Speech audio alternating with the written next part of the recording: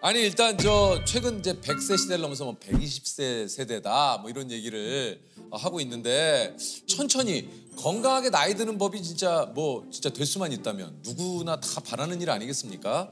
그래서 오늘 그 노화를 연구하는 교수님을 한번 저희가 좀 모셔봤어요.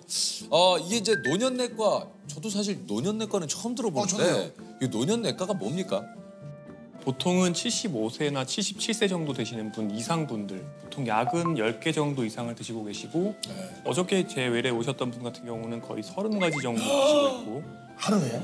네, 그 하루에 드시는 약의 종류가 30가지죠. 사람의 노화 궤적을 연구를 했고 노쇠한 분들이, 중년 분들이 어떻게 병들어 가는지를 관찰을 한 거죠. 노화는 자연스러운 현상입니다. 인간은 누구나 늙어요. 그리고 언젠가는 이별을 저 세상으로 가죠.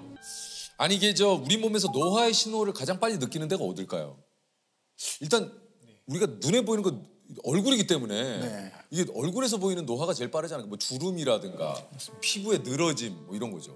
피부 주름이 가장 먼저 온다고 얘기도 하고 수정체가 딱딱해져서 눈의 조절 능력이 빨리 나빠져요. 맞아요. 눈의 노화. 네, 30대 후반부터 그렇게 오게 되는데 내가 예전에 안 하던 행동을 하면 노화가 좀 시작된 것 같다는 생각이 좀 들어요. 네, 인지 기능도 조금씩 변화가. 예를 들면 어제도 하루 종일 저번에 갔더니 그 식당 이름 뭐였지? 기억이 잘 안 나.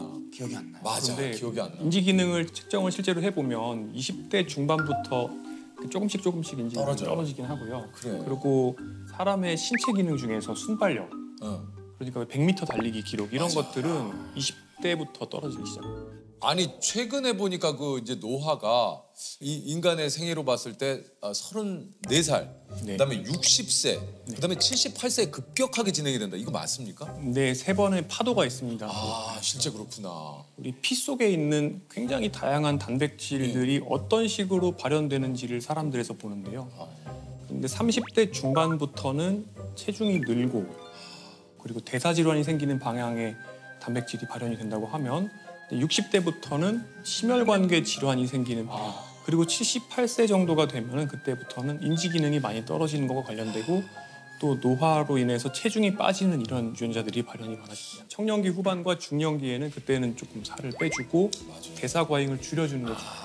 잘했네. 네, 그리고 그때는 유산소 운동을 또 많이 해주는 거죠. 맞아요. 근데 이제 60대, 70대가 되시면 조금 또 반대로 할 필요가 있습니다. 근력 운동을 해야 되는구나. 네, 근력 운동하시고 체중도 늘리고 단백질도 많이 먹고. 단백질 많이 먹죠.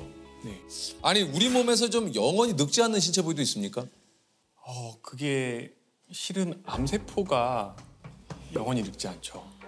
아니 왜 암세포는 안 늙어?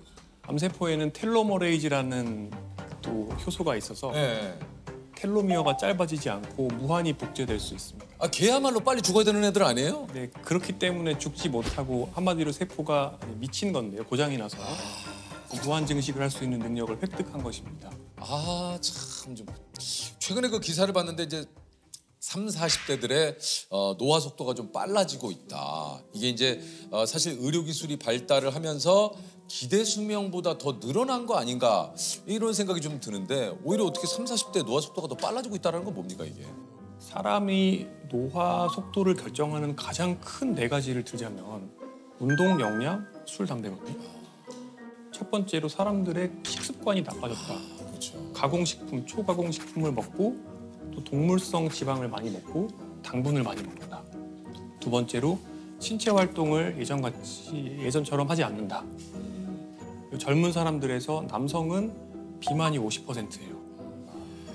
그리고 여성은 마른 비만이 거의 전체 여성의 50%. 노화 속도를 줄이기 위해서는 이걸 예방해야 한다고 말씀드렸는데 이런 것과 관련된 지표들이 나빠지고 있는 거죠.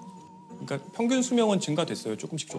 그럼에도 불구하고 같은 연령일 때 몸의 지병 정도, 만성질환 정도는 더 나빠지고 있는 거예요.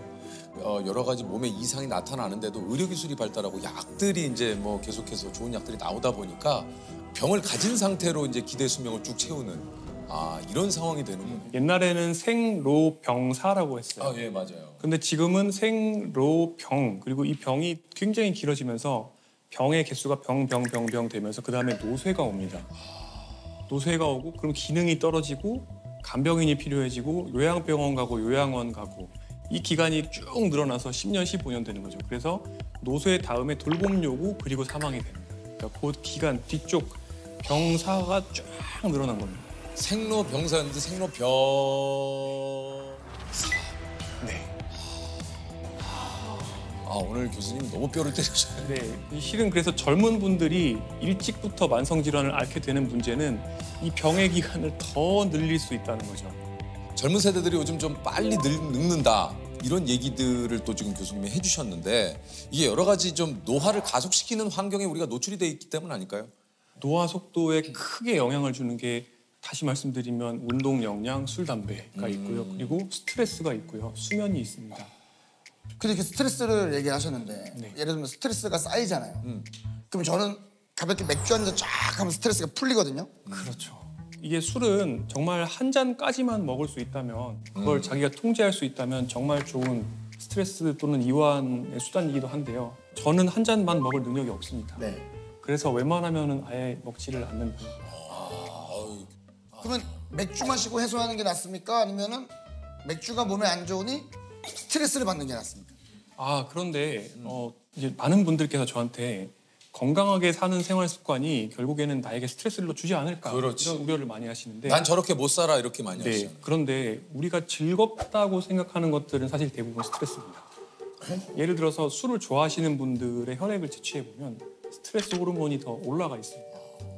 또 하나가 스마트폰 우리가 쇼츠 뭐 이런 여러 가지 빠른 요즘 동영상들 굉장히 많이 많죠, 보잖아요. 그런 것들 보다 보면 처음에는 즐거운 호르몬이 나오지만 도파민이라는 것이 나오지만 잠깐 뒤에는 결국에는 도파민이 떨어지면서 또 스트레스를 받게 됩니다. 그래서 스마트폰을 많이 쓰시는 분들은 특징적으로 세 가지 문제가 생깁니다. 뭡니까?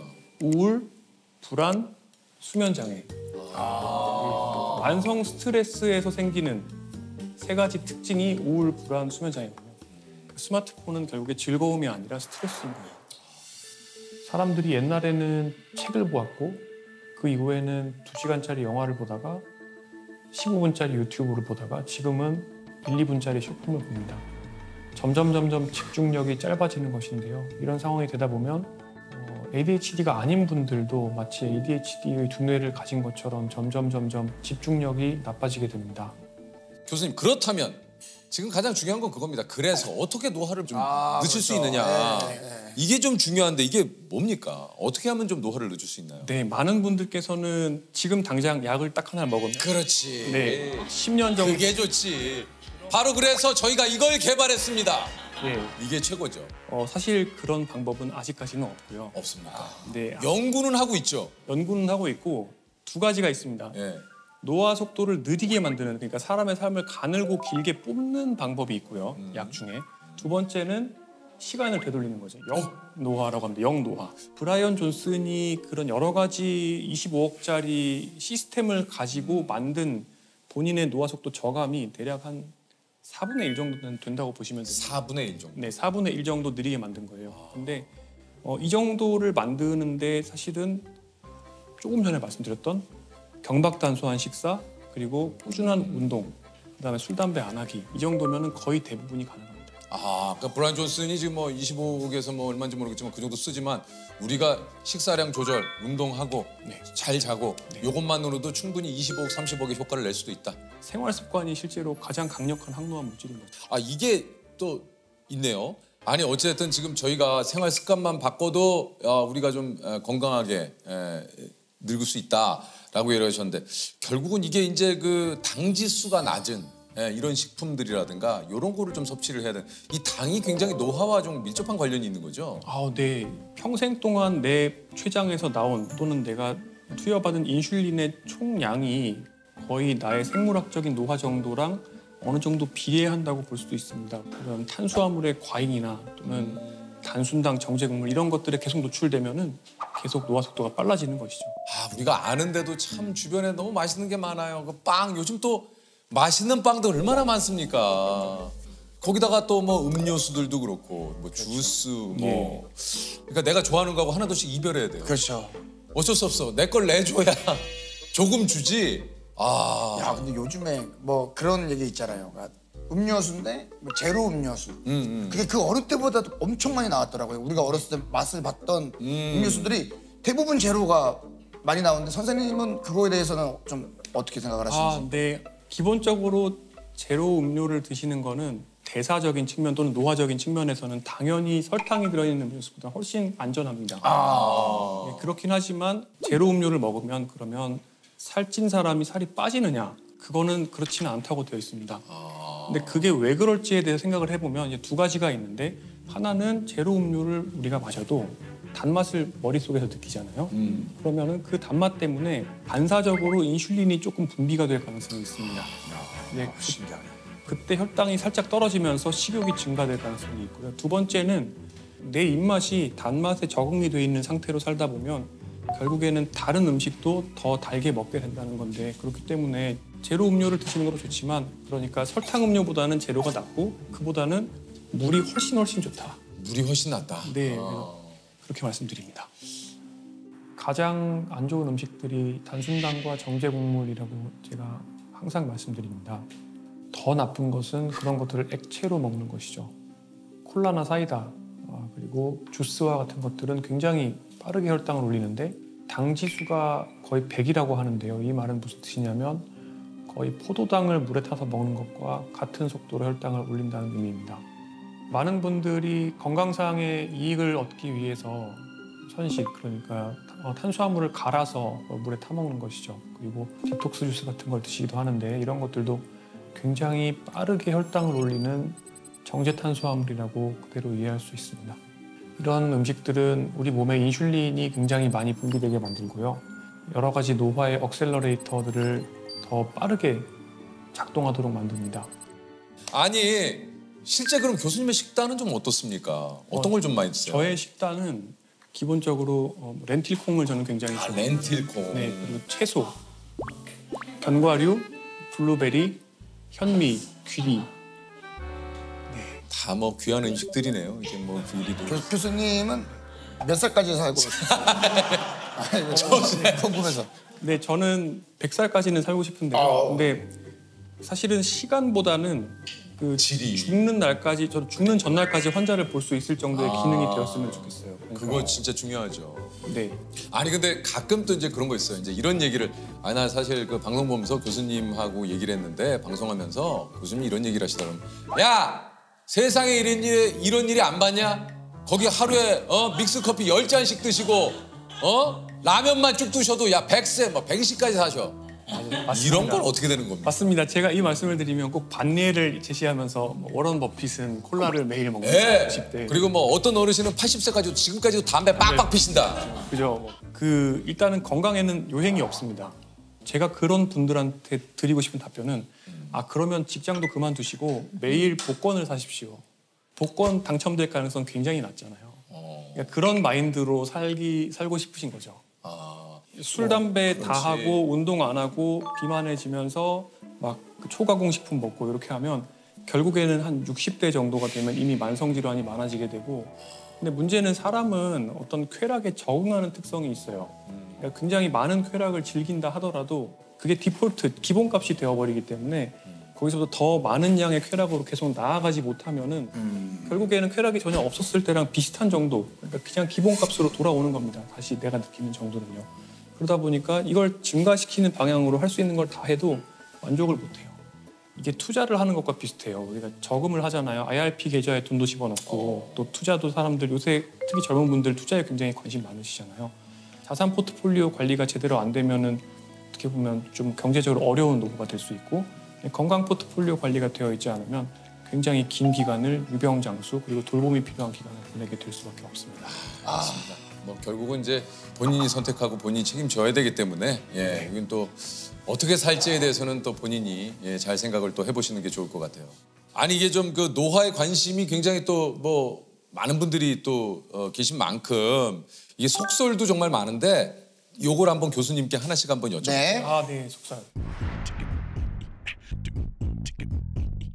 40대부터는 10년에 1cm씩 키가 줄어든다. 이거는 오고요. 그러니까 줄더라고. 제가 줄었어.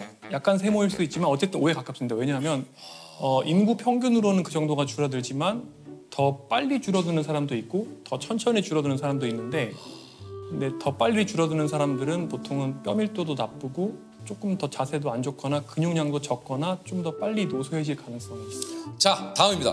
너무 격한 운동. 그러니까 격한 운동은 오히려 노화를 부른다.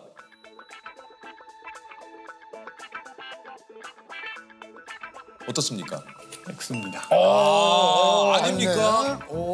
네, 격한 운동은 노화와 연관이 되어 있는 활성산소가 많이 만들어지게 만들긴 하지만 오히려 격한 운동에 의해서 발생하는 활성산소는 우리의 노화를 늦춥니다. 미토콘드리아의 건강을 좋게 만들어주고 또 우리 몸에 있는 여러 가지 찌꺼기들을 제거해주는 효과가 있습니다. 그리고 격한 운동을 오랫동안 유지한 전문 운동가들을 보면 80대, 90대가 되었을 때 신체 기능과 인지 기능이 젊은 사람들의 거의 버금갈 정도거든요. 자, 다음입니다. 평소 자신의 나이를 생각하지 않고 살면 더 젊게 살 수 있다. 그거 O다. 망각. 그러니까 망각이죠, 망각. 야, 난 몰라 나이. 그 뭐야? 좀 회피. 난 나이가 없어. 약간 저는 O라고 좀 봅니다. 네, 오!